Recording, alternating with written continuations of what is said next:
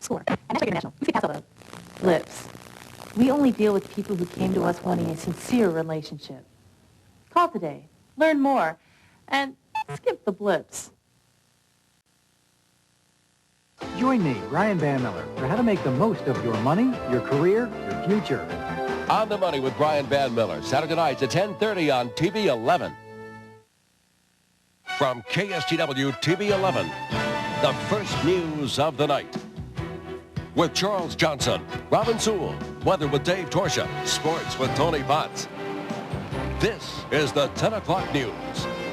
We may all rest a little easier tonight. After an intense 7-month investigation, an arsonist is behind bars.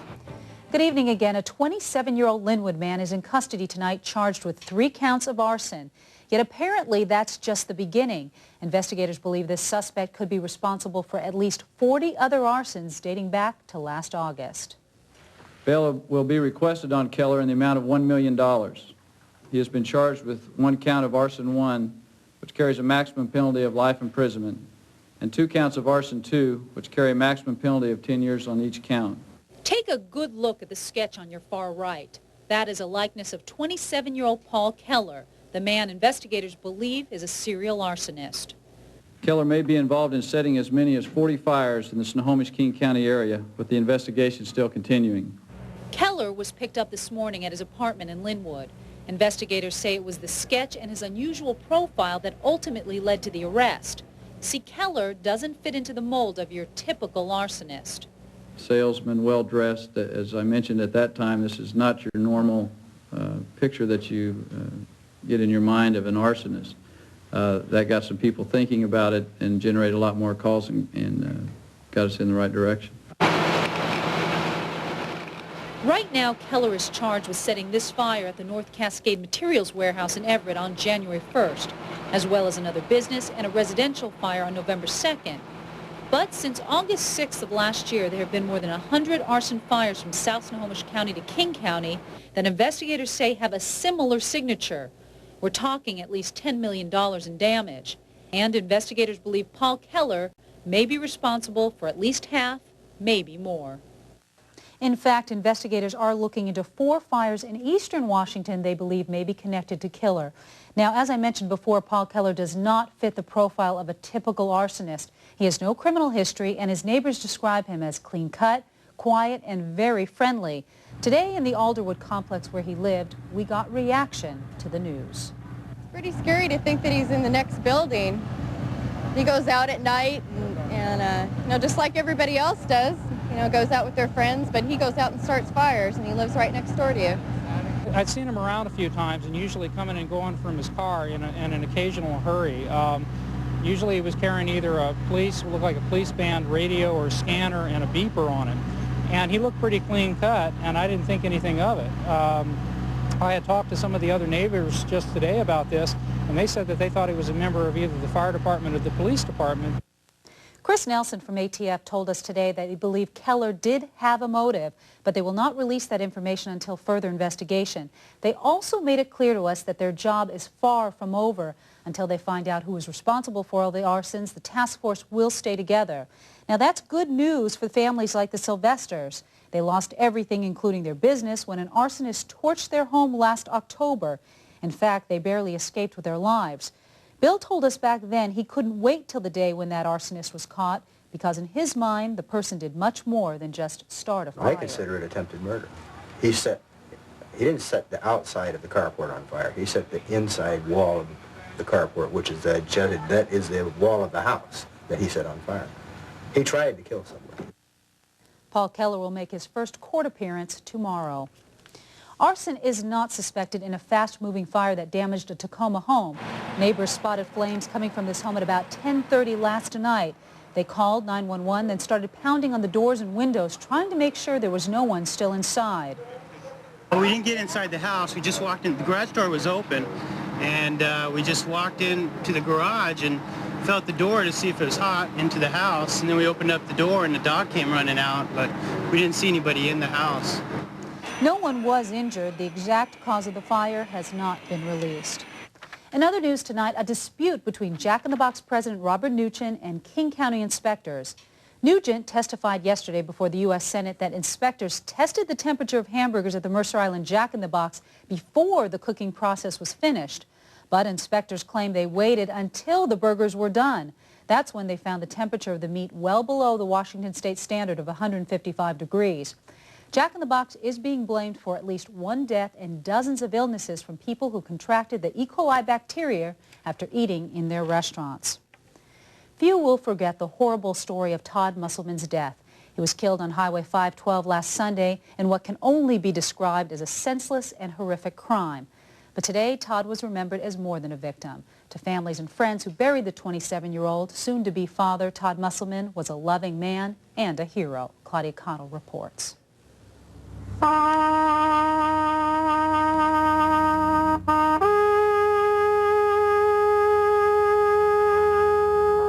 Today, the Musselman family buried a son, a brother, a husband, and a soon-to-be father, 27-year-old Todd Musselman. Earlier, friends, family, and Air Force personnel crowded into Estillicum Chapel to say their goodbyes to the Desert Storm veteran. Others had to listen from outside as a packed room remembered Todd Musselman as the best brother and a devoted husband eager to be a father. His wife, now a widow pregnant with their first child, remembers Todd as a loving and thoughtful man. When he'd hang up the phone or leave for work or just be away from you for any period of time, he'd always just say, "I love you." It was never goodbye. He just didn't want to leave me without saying goodbye. None of his family or friends got to say goodbye. Todd never got to say goodbye. But moments after he was shot here along Highway 512 on Sunday, he pulled off the side of the road to make sure his wife was okay. Anna Musselman says she will tell their soon-to-be-born child that its father was a hero.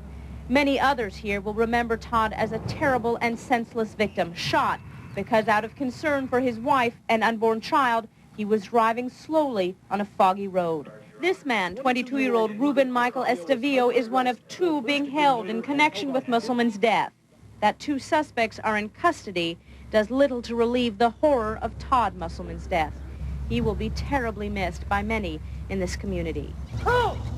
In Estillicum, I'm Claudia Cottle, Channel 11, 10 o'clock news. Todd Musselman did not have any life insurance, so a fund has been set up for his widow and their unborn child. If you would like to donate to the Anna Musselman Fund, you can do so at any First Interstate bank or send in your donation to the First Interstate at 5425 Pacific Avenue, Tacoma, 98408. Still to come on the 10 o'clock news, more accusations from new alleged victims. It all spells more and more trouble for Oregon Senator Bob Packwood. And up next, tennis and civil rights lose one of the true greats. Arthur Ashe is dead.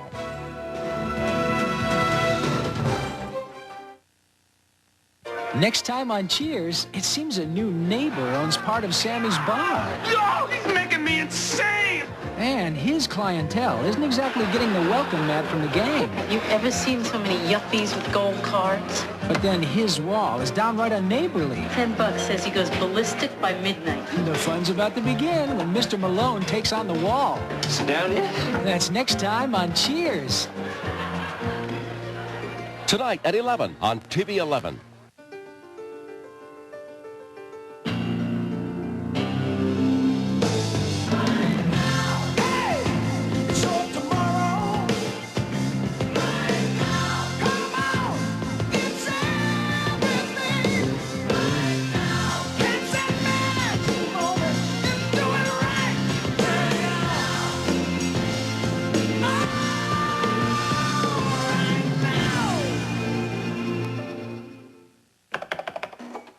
If you find the interest rate on your credit card to be rather high, you should know about Smart Rate from the Discover Card.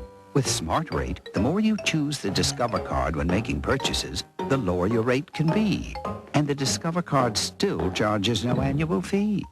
Now doesn't that put everything in a whole new perspective? Smart Rate, as low as 14.9%. It pays to Discover, the card that pays you back.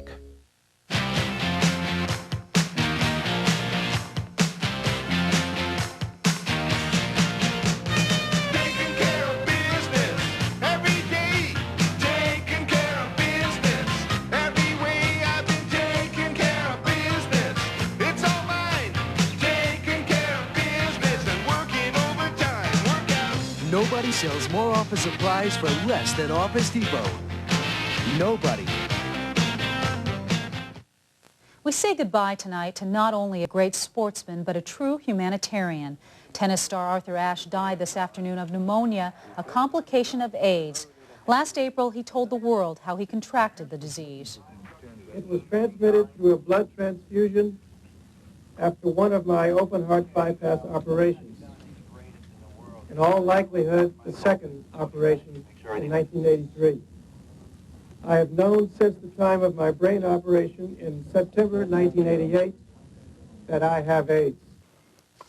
Ashe was the first black player to win the U.S. Open in 1968 and Wimbledon in 1975. Both those years he was ranked #1 in the world. But Ashe's contributions went far beyond the tennis court. He fought numerous battles against apartheid and other human rights issues. And he was a champion in the fight against AIDS. Arthur Ashe was 49.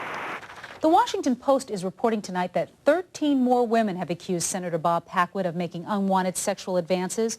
The account in Sunday editions brings to 23 the number of women accusing the senator from Oregon. The original 10 accusations were reported in the Post last November. Packwood declined several requests for interviews. He's under investigation by the Senate Ethics Committee. Packwood's lawyer has issued a statement saying that, quote, the appropriate course of action is for the Senator Packwood to respond to these allegations before the Ethics Committee. President Clinton is taking his economic proposals to the people. He delivered the first radio address of his administration this morning. The 5-minute message outlined the foundations of his recovery plan. Mr. Clinton promised to set an example for the rest of the nation by cutting back on government spending. We've got to control the cost of government, starting with my own people. I'll be making big cuts in the White House staff, cutting payrolls and perks and privileges. I want to set an example so that I can take the fight to the rest of the government, to eliminate unnecessary commissions, to reduce the federal payroll, to get rid of needless luxuries. The president says he'll present his full economic plan in a few days. There's also word out of the Clinton administration tonight that FBI Director William Sessions may be on his way out. Today's Los Angeles Times reports several officials are very concerned about the director's ethics, but Sessions told reporters he hasn't heard anything of the kind. The White House seems to be thinking they want you to go. You heard anything from them? No, I have not. And I, of course, as you well know, the White House has made it very clear that they will decide the issue when it comes. Okay. Thank you very much. This morning? I'm off to work this morning. Thank you. Last month, a Justice Department report found Sessions had abused his office for financial gain. Sources say President Clinton won't take action until his legal counsel reviews the report. The first Russian trucks carrying relief supplies to the former Yugoslavia left early this afternoon. Russia is providing the war-torn area with aid as part of a UN program. The chairman of Russia's Emergency Commission says his group will provide humanitarian aid to all people in need, regardless of nationality or religion. Cyrus Vance and Lord David Owen held separate meetings today.